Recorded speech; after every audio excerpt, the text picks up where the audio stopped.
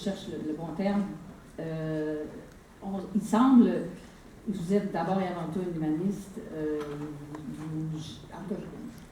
de mémoire, un commentaire, est-ce qu'on ne peut pas dire que vous êtes apolitique non plus, parce que, encore là, il faudrait avoir la bonne définition, mais quand même que vous êtes en mesure de slalomer à travers les différents gouvernements ou autres, votre rapport par rapport pas à la classe politique, mais au positionnement que vous pouvez prendre, et même pas totalement, Bon, naturellement, je m'arrête sur le thème slalomer. Parce qu'en fait, je ne slalome pas, je suis le seul à ne pas slalomer. Dès le début, j'ai dit que je ne parlais pas politique dans ce sens-là, et très peu de gens, à part moi et moi-même, peuvent savoir de quel bord politique je suis.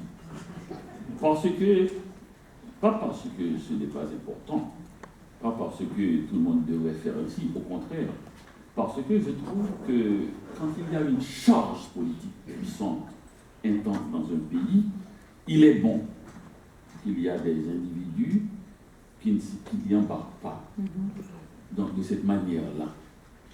Il est bon. Et en Haïti, c'était la même chose.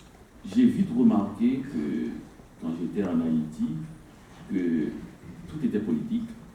Et politique voulait dire tout simplement discuter du gouvernement. Et je me suis dit, c'est bien, puisqu'il s'agit des affaires de la cité, et quand même, un gouvernement, c'est celui qui peut donner l'impact, prendre des décisions, et qui, non seulement, je ne sais pas si un gouvernement peut transformer la société, je ne sais même pas si l'État peut le faire, si ce n'est pas la société qui peut se transformer elle-même, mais quand même, le gouvernement, disons, c'est le point d'ordre de la société, et l'État, c'est sa structure. Bon. Mais je me suis dit, il est bon aussi qu'il y ait des flâneurs dans la société. C'est-à-dire des gens qui peuvent toucher des points, qui touchent l'État, le gouvernement et son opposition. Les gens qui sont pour quelle que soit l'affaire, qui sont contre quelle que soit l'affaire. Je crois qu'il est bon aussi qu'il y ait des gens qui parlent de choses qui touchent tout le monde.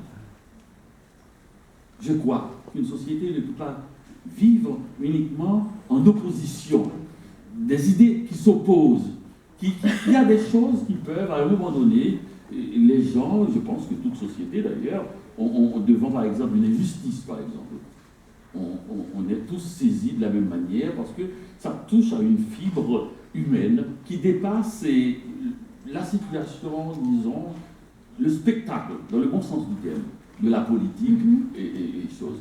Pour ça, c'est très important pour moi. Je l'ai écrit dans un livre qui s'appelle Le cri des oiseaux fous, et que j'aimerais qu'en Haïti, qu'il y ait un journal où les rubriques s'appellent éducation, santé, amusons-nous, humour et philosophie, réflexion, récréation, parce que tous les journaux parlent d'une seule et même chose pour ou contre le gouvernement.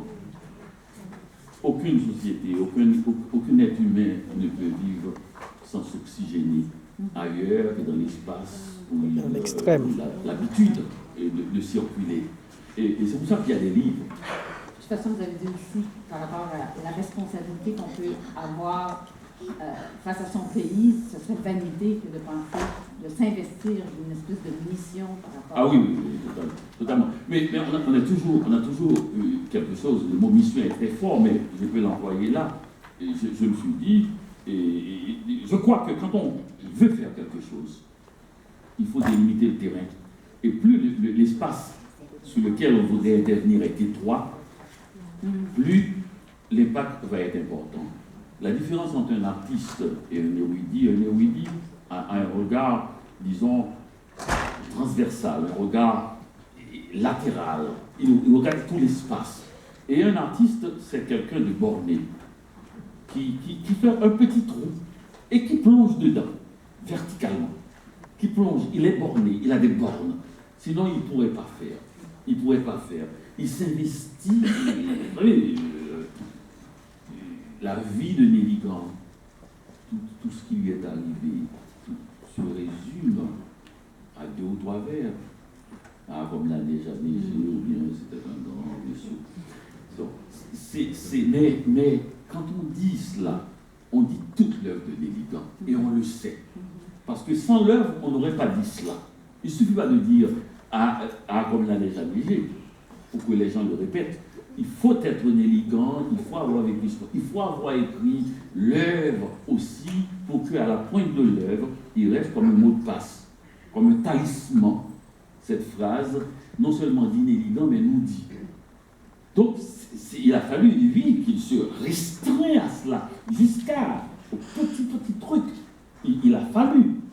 Et que une des œuvres les plus fortes, les plus larges, les plus jouées, c'est Shakespeare.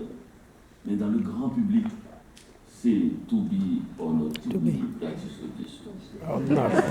Mais bon Dieu, il dit, j'avais un professeur qui faisait ça, il disait, c'est quoi le jour le plus long?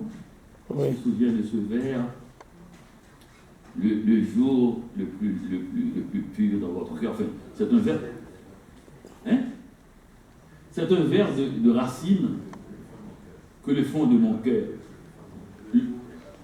Le jour n'est pas plus pur que le fond de mon cœur. C'était son truc magique.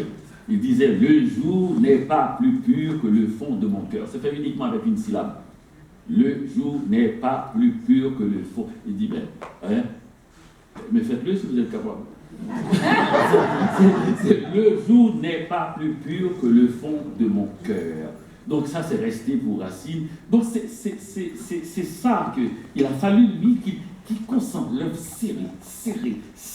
À un moment donné, il y a une phrase qui finisse par vous définir et qui n'a de sens que si toute l'œuvre existe. Vous voyez, une espèce de noyau dur, une densité. Et c'est ce que je rêvais de faire, pas d'avoir une phrase, pas d'être un grand écrivain, c'est pas ça. Mais ce que je rêvais de faire, c'est d'essayer de réduire l'affaire pour me rendre différent de tous ceux qui ont des projets trop vastes qu'ils espèrent ne jamais accomplir. En d'autres termes, ce qu'on appelle un racisme.